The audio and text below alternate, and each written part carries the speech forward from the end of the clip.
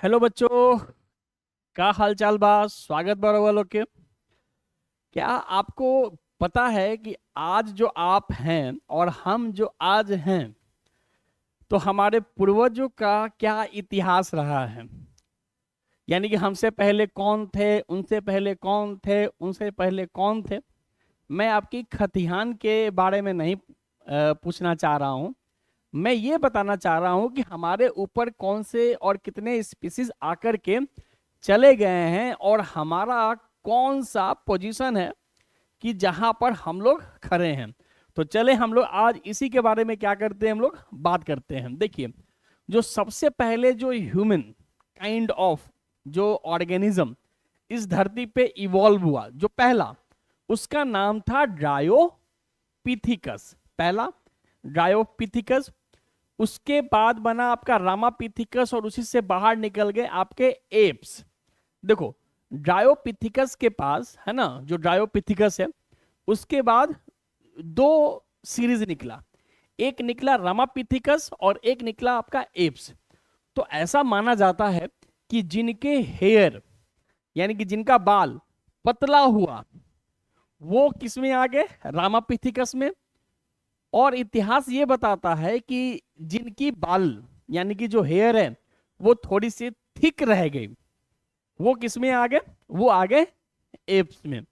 तो आप भी अपने आसपास देखते हो कि कुछ लोगों का हेयर बहुत कर्ली होता है और कुछ लोग का हेयर जो होता है वो काफी स्ट्रेट होता है। आप कमेंट करके जरूर बताइएगा कि आपकी जो हेयर है वो थिक है या फिर हमारी तरह थिन है।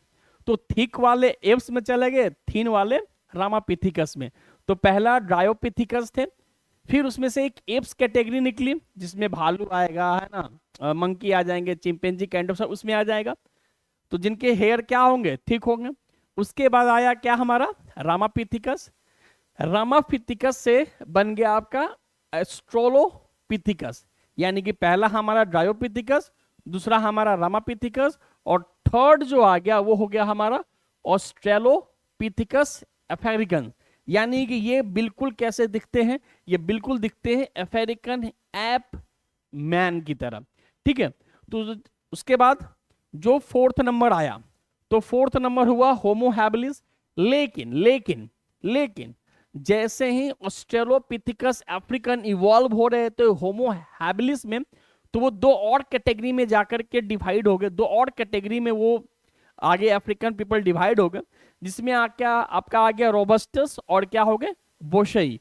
ऐसे इवोल्यूशन तो ये कहता है कि रोबस्टस और बोशई ही क्या है आपके ऑस्ट्रेलोपिथिकस है। तो अब ये तीसरे के बाद जाके क्या बने, होमो हैबिलिस।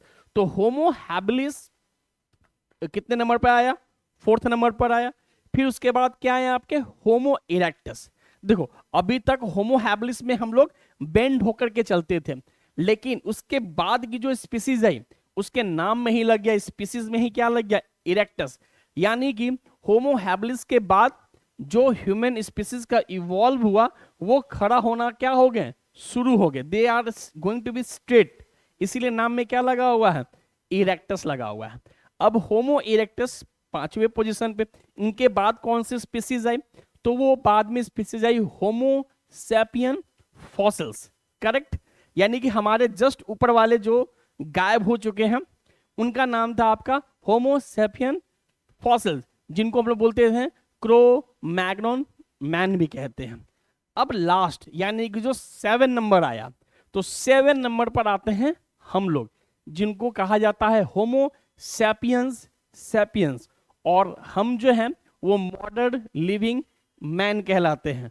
और हमारी जो ब्रेन की जो कैपेसिटी है, वो ब्रेन की कैपेसिटी है लगभग 1600 सीसी, यानी कि सेरेबेलम कैपेसिटी। यानी कि हमारे इतिहास को देखा जाए तो इतिहास में हम लोग जो है वो 7वें पोजीशन पर हैं, है ना। इसके पहले 6 स्पीसीज आके जा चुके हैं और हम लोग यहाँ पर 7वें स्पीसीज पर हम लोग क्या कर रहे हैं, एग्जिस्ट कर रहे हैं। ठीक है। तो उम्मीद है कि आपको ये समरी ऑफ ह्यूमन इवोल्यूशन आपको समझ में आया होगा। ठीक है। तो मिलते हैं हम लोग अगले वीडियो में। ठीक है। जय हिंद।